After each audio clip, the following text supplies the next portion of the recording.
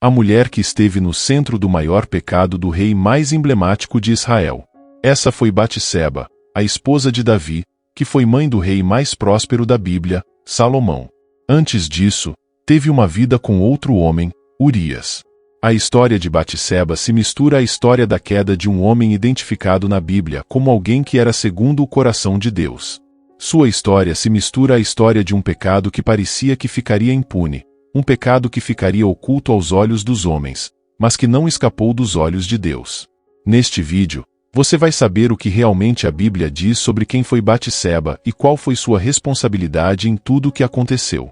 Terá sido ela uma vítima ou uma vilã nessa história? Assista até o final e você vai entender. A Bíblia diz que Batseba era filha de Eliã e neta de Aitofel, o Gilonita. O seu nome provavelmente significa filha de um juramento ou sétima filha. Ela também é chamada no texto bíblico de Batsua, que significa filha de abundância. Antes de seu envolvimento com Davi, Batseba era a mulher de Urias, um soldado heteu do exército de Israel. A Bíblia não traz qualquer informação ou detalhe da vida pessoal de Batseba e Urias, ou seja, não há nada disponível sobre como era o relacionamento entre eles. Tudo o que de fato se sabe é que, num certo dia, Batseba foi vista por Davi enquanto se lavava num ritual de purificação. Aqueles eram dias de guerra para as forças israelitas. Urias, o marido de Batseba, estava no campo de batalha a serviço do exército de Israel. Por outro lado, Davi, apesar de também ter ficado conhecido na história por ser um rei guerreiro, não estava naquela batalha. Ao invés disso, ele estava confortavelmente em seu palácio e com o coração e a mente vazios para uma trama pecaminosa. E aqui chegamos à parte mais complicada e triste da história de Batseba. A Bíblia diz que, do terraço do seu palácio, Davi viu Batseba se lavando e a desejou. Ele procurou saber quem era aquela mulher e, mesmo depois de ter recebido a informação de que Batseba era filha de Eliã, um dos seus melhores guerreiros, neta de Aitofel, um dos seus conselheiros mais próximos, e esposa de Urias, um dos seus soldados mais leais, Davi resolveu seguir em frente, ceder aos seus desejos e ser dominado pelo pecado. Impressionado com a beleza de Batseba, Davi ordenou que a mulher fosse levada ao seu palácio. Ali, ele se deitou com ela e concretizou o seu pecado de adultério. Um tempo depois, o rei Davi descobriu que havia engravidado Batseba. Então, ele tentou a todo custo esconder o seu pecado. Primeiro, ele procurou fazer com que Urias pensasse que o filho era dele e, para tanto, mandou que Urias retornasse à cidade de Jerusalém na tentativa de convencê-lo a ir para casa e se deitar com Batseba. Caso isso acontecesse, o soldado não suspeitaria da gravidez de sua mulher. Mas Urias não aceitou ir para casa e se deitar com sua esposa enquanto os seus companheiros estavam engajados numa guerra. Inclusive, Davi chegou até a embriagá-lo, mas ele não cedeu. Foi então que Davi se afundou ainda mais no pecado, ordenando que Urias fosse colocado na frente da batalha para ser morto. Depois de ter passado o luto de Batseba pela morte de seu marido, Davi a tomou como esposa. Talvez em sua cabeça, naquele momento, ele pensava que tinha resolvido todos os seus problemas e que sua reputação e a honra de Batseba estavam preservadas. Tudo parecia quieto e escondido, mas Deus havia visto o que Davi fez e definitivamente não havia se agradado. O Senhor enviou o profeta Natã para denunciar o pecado de Davi e expor sua miséria. Primeiro, Natã contou a Davi um tipo de parábola que ilustrava o que havia acontecido entre Davi, Batseba e Urias. Essa parábola do profeta de Deus foi conduzida de tal forma que, antes mesmo de cair em si e perceber que aquele relato era uma ilustração de sua própria miséria, Davi ficou revoltado com a situação descrita na parábola e declarou que era digno de morte o homem que tivesse cometido tal pecado. Então, quando soube que se tratava de seu próprio caso, o rei de Israel se lamentou profundamente. Diante desse relato bíblico, frequentemente surge um questionamento a respeito da real participação, postura e culpa de Batseba nesse pecado. Afinal, Batseba foi uma vilã ou uma vítima nessa história toda? Ao longo dos séculos, os estudiosos têm discutido o que de fato aconteceu nesse episódio desastroso. No geral, todos concordam que o que aconteceu foi algo injustificável, um pecado realmente terrível, porém há diferentes interpretações sobre o papel de Batseba nisso tudo. Por exemplo, alguns estudiosos sugerem que, Como Davi viu Batseba do terraço do seu palácio, de alguma maneira o lugar em que ela estava se banhando não era totalmente reservado e que ela pode ter sido imprudente nesse sentido, pois resolveu se lavar num lugar onde podia ser vista. No entanto, essa interpretação parece ser muito problemática, pois não há nada no texto bíblico que apoie esse tipo de conclusão. O fato de Davi ter conseguido ver Batseba se lavando não significa que ela foi imprudente. Aqui, não podemos nos esquecer que Davi viu Batseba do terraço do seu palácio, e esta é uma informação importante no texto bíblico. E por quê? Porque do palácio Davi tinha uma visão privilegiada e estratégica da cidade, ou seja, ele conseguia ver coisas que as outras pessoas em suas casas não podiam ver. Além disso, o registro bíblico dessa história no capítulo 11 do segundo livro de Samuel começa enfatizando logo no primeiro versículo que toda essa trama ocorreu no tempo em que os reis costumavam sair da guerra. O texto muito claramente coloca Davi como alguém que estava num lugar onde não deveria estar. Portanto, talvez Batseba nem mesmo soubesse que o rei estava no palácio e, ainda que soubesse, talvez ela não tivesse a percepção de que o terraço do palácio possibilitava a visão do lugar em que ela se purificava. Então, dizer que Batseba teria sido imprudente nesse episódio não passa de uma especulação, de um achismo, e não de um dado bíblico. E mesmo que Batseba tivesse sido imprudente escolhendo se lavar num lugar onde poderia ser vista pelo rei, isso, em hipótese alguma, dava a Davi o direito de tomá-la por mulher. Todavia, outros comentaristas levam essa interpretação ainda mais além e argumentam que Batseba pode ter propositalmente seduzido o rei de Israel, escolhendo fazer a sua purificação num lugar ou numa ocasião em que pudesse se insinuar para ele. Mas, novamente, esse tipo de posicionamento é mais uma especulação que não se sustenta a uma análise cuidadosa do texto bíblico. Isso porque em nenhuma parte o escritor bíblico coloca Batseba como alguém que arquitetou e teve êxito num plano de sedução do rei de Israel.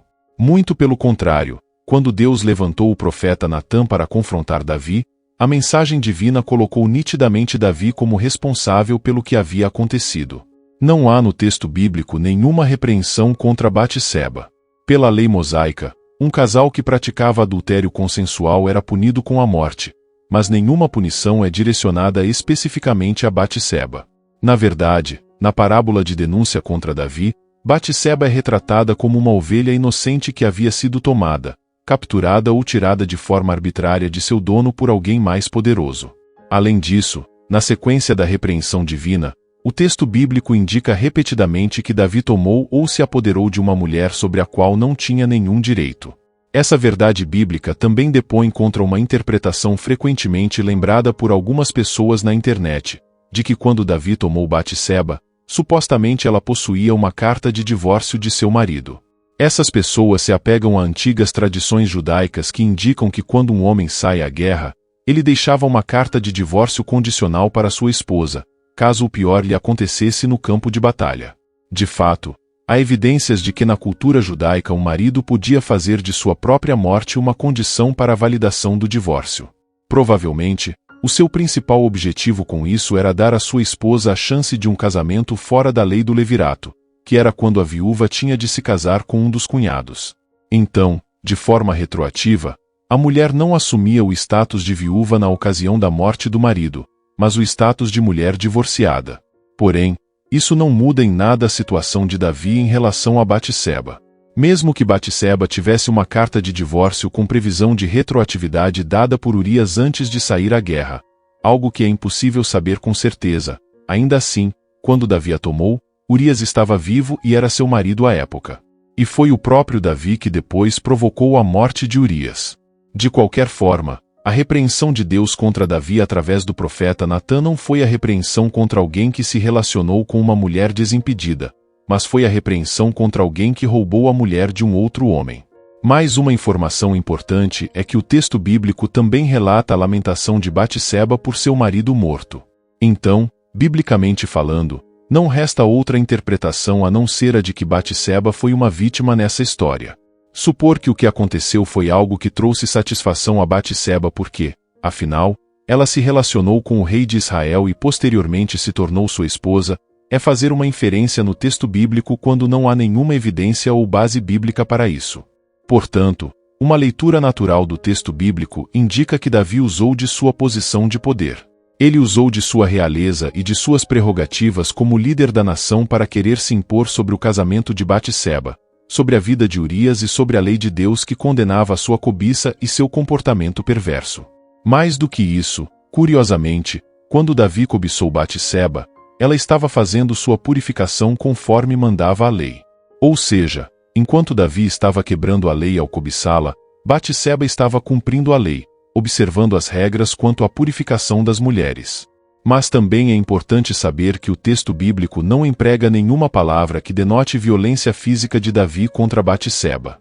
Por exemplo, logo à frente, no mesmo livro de Samuel, o escritor bíblico registrou o desastroso episódio envolvendo Amnon e Tamar, e o escritor usou em seu registro termos hebraicos que não deixam qualquer dúvida de que Amnon agiu com violência para se relacionar com Tamar, enquanto ela tentou resisti-lo.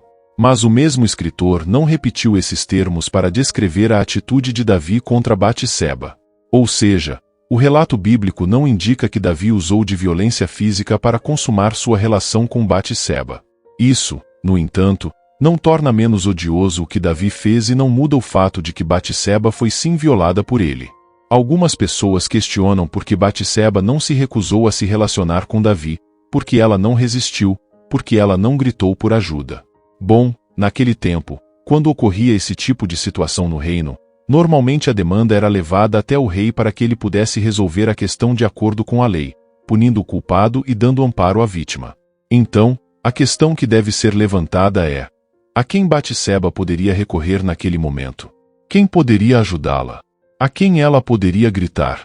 Inclusive, conforme lemos em Deuteronômio capítulo 22, a lei mosaica não considerava culpada uma mulher que não tivesse quem a livrasse de uma relação não consensual. Batseba foi vítima justamente daquele que tinha o dever de protegê-la enquanto líder da nação. Ela foi vítima de alguém que usou de sua posição superior de autoridade e poder para coagi-la. Ela foi vítima daquele que estava acostumado a mandar e a desmandar naquele contexto.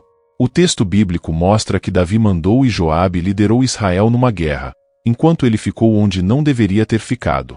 Depois, Davi mandou e mensageiros buscaram Batseba e ela teve de ir até ele. Ele a tomou, ele a usou e depois, mais uma vez, ele mandou que Urias fosse colocado na linha de frente da batalha para ser morto. Ou seja, ele estava acostumado a mandar e as pessoas obedecerem. Um ponto que também ajuda a reforçar o entendimento de que Batseba foi uma vítima no episódio com Davi é o fato de que ela é uma das 4 mulheres que Mateus fez questão de mencionar na genealogia de Jesus Cristo no primeiro capítulo de seu evangelho.